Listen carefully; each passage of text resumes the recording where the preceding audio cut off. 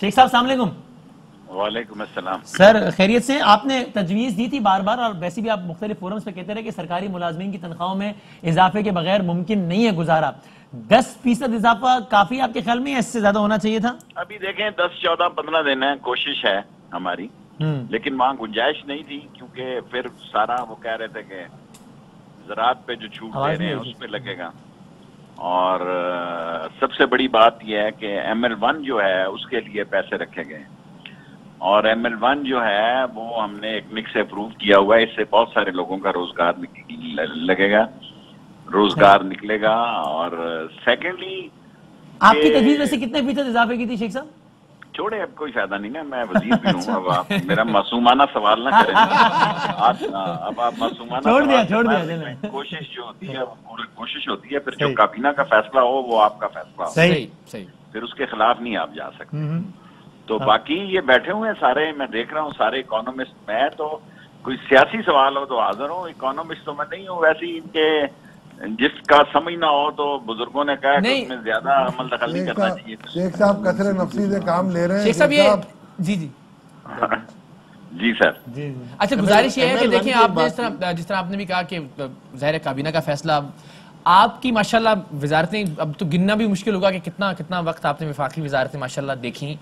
हर बार के बजट को ज़ाहिर है कभी ना कभी उस पर बात करना पड़ती होगी आपको। इस बार बात करते हुए कुछ अलग लग रहा है आपको, या लग रहा है बस वैसा ही वही कंटिन्यूटी है जो चल रही है पिछले कई दहाइयों से? बहुत सारा, अब मैं वो लोगों में से नहीं हूँ कि मैं इस वक्त ये भूल जाऊं कि हफीज शेख भी यहाँ वजीर खजाना थे, और बेशक लोग 100 इख्तिलाफ करें, उनका भी इसमें अमल दखल है। इस इकॉनमी के हालात को बेहतर करने में हम बड़े भूल जाने वाले लोग हैं, और शौकत तरीन जरा बेहतर तौर पर प्रेजेंट कर सका है, और उसने खास तौर पर किसानों के लिए और छोटे घरों के लिए और छोटी गाड़ियों के लिए और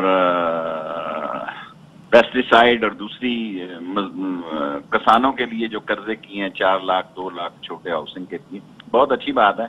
और दुआ करें अल्लाह करे कि ये 2 सालों में मुकम्मल हो जाए, और ML1 जो है मेरा ख्वाब है मेरी जिंदगी में पूरा हो जाए, और मुझे उम्मीद है कि नाला लई भी पंजाब से खुदा करे वो कल के बजट में हो जाए तो बस ठीक हो जाएगा सारा।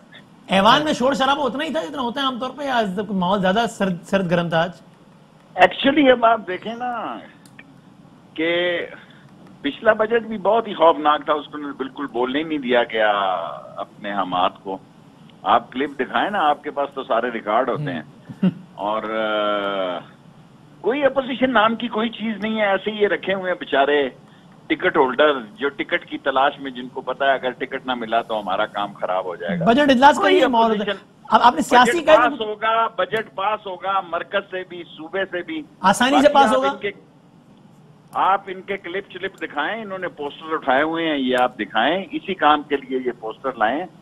पहले 80 में 85 में तो ये कभी नहीं होता था, लेकिन अब ये क्योंकि मीडिया बहुत बढ़ गया है और बहुत स्क्रीन जो है सारे पाकिस्तान में फैल चुकी है, तो इसलिए फिर उसका ये फायदा उठाना इनका हक है, कोई मसला नहीं। लेकिन अपोजिशन को भूल जाएं, इस हुकूमत को अल्लाह की ये मुकद्दर का सिकंदर है इमरान खान के, उसको इतनी थकी हुई अपोजिशन मिली है। रिंग पिस्टन बैठे हुए हैं इस अपोजिशन के, प्लगों में कचरा है, इंजन इनका धुआं दे रहा है जी, बॉनेट के सिर पे गाड़ी कितनी चलाएंगे? अच्छा, आखिरी वहां से बता दें, एग्रीकल्चर के उन्होंने बहुत कुछ किया है उन्होंने, तो आपको लगता है महकमा ज़राअत मजीद मजबूत होगा पाकिस्तान में? अच्छा, लाइन ही कट गया। मेरा ख्याल है किसान की हालत बेहतर हुई है, अर्बन एरिया में इतनी सूरत हाल बेहतर नहीं हुई। किसान जो है उसके पास, उसके घर में पैसा गया है, खा मकई का गया है, खा चावल का गया है, खा गन्ने का गया है, खा गन्नम का गया है, क्योंकि एक ऐसा वक्त था कि गन्नम लेके बोरी लेके जाते थे फ्लोर मिल में, तो वो काट भी करता था और कहता था गिडी है, 1 मन की छूट भी दो। सो अब पैसे कैश मिले हैं गन्ने वाले को भी और गन्नम वालों को भी, एटलीस्ट किसान के पास पैसा आया है। बाकी कोशिश करेंगे कि हमारे मेहमानों में से एक आपसे सवाल पूछना चाहते हैं वो। अस्सलाम वालेकुम सर, एक ML1 पे एक थोड़ा सा सवाल है कि हम इसको पुरानी लाइन पे जो डाल रहे हैं, जो बॉर्डर के साथ भी चलती है, कराची से डायरेक्ट इस्लामाबाद, नई हाई स्पीड लाइन क्यों नहीं डाल देते? वो स्ट्रेटेजिक डेप्थ भी देगी हमें और उससे सफर तेज और ज्यादा सिक्योर भी हो जाएगा। देखें अभी हाई स्पीड लाइन हमने तो 6.8 में की थी, अब सुना 9 में ये हुआ है। जितनी जितनी स्पीड बढ़ेगी उतने उतने बिलियन डॉलर बढ़ेंगे। स्पीड का तल्लक जो है वो उसके इंफ्रास्ट्रक्चर से हो जाता है और उसके खर्च से हो जाता है। असल फैसला ये है कि जब हमने फिजिबिलिटी बनाई हमें ये सोचना चाहिए था कि हम ये ब्रॉड गेज पुरानी रहने दें ब्रिटिश वाली या स्टैंडर्ड गेज करें। मैं स्टैंडर्ड गेज का हामी था, लेकिन रेलवे में लोग कहते थे सारा स्ट्रक्चर खत्म हो जाएगा,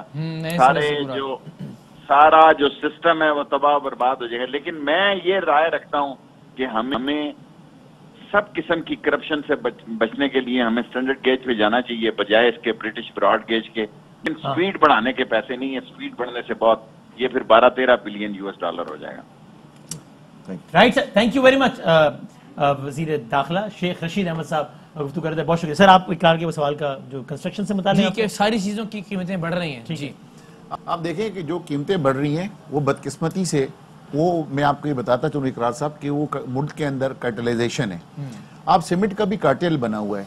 अब पहले जो सीमेंट का कार्टेल है वहीं के CEOs को उठाकर और अब जो है तो ये सीमेंट स्टील सेक्टर ने भी कार्टेल बना लिया है। जो बड़े प्लेयर्स हैं बेसिकली कार्टेलाइजेशन है। और उसका जो ये कोरोना का, इसमें भी आपको मैं बताऊं कि उनकी रीजंस बताते हैं कि इसमें बेसिक रीजंस कोविड है जो हम इंपोर्ट नहीं कर सकते रॉ मटेरियल। हाँ जी, वो स्टील और बाकी चीजों स्टील के इन चीजों की।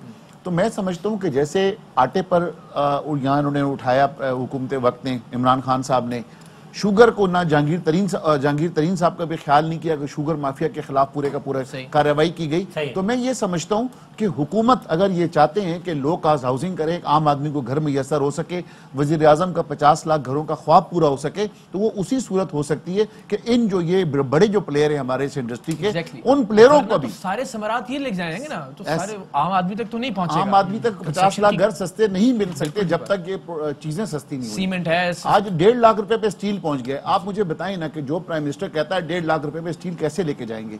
आज तकरीबन जो है तो सीमेंट की देखें कि प्रोडक्शन जो है तो कॉस्ट कितनी ज्यादा बढ़ गई है। तो मेन तो 2 रॉ मटेरियल तो आपके मेन अहम ये 72 में से 70 उसके अलावा जो आप बात कर रहे हैं, आप PVC पाइप की बात कर रहे हैं, आप जो है तो टाइल्स की बात आप उठा के करें, कोई कुछ इख्तिलाफ करते नजर आ रहे हैं मुझे।